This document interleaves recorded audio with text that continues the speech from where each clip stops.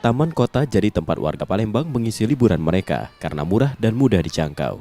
Sayangnya sejumlah taman di kota Palembang fasilitasnya mengalami kerusakan. Di Taman Jalan POM 9 salah satunya, fasilitas bermain meski masih berfungsi namun rusak di beberapa bagian. Kerusakan membahayakan terutama anak-anak.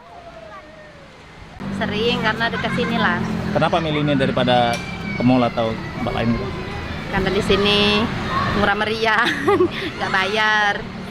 Pas libur gitu ya, anak-anak? Ya ini kan libur sekolah, jadi sekalian aja anak main sini.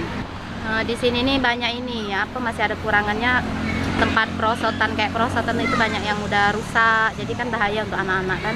Kalau bisa diperbaiki gitu. Situasi serupa terjadi di Taman Kambang Iwak Palembang.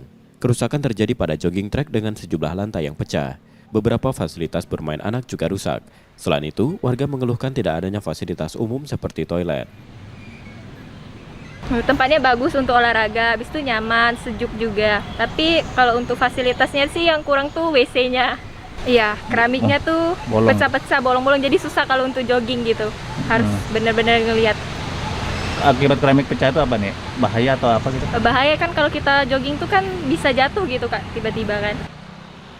Warga berharap pemerintah Kota Palembang segera melakukan perbaikan pada taman kota. Perawatan berkala juga perlu dilakukan agar kondisinya tetap layak. M. Rizky Nurmizan, Kompas TV, Palembang, Sumatera Selatan.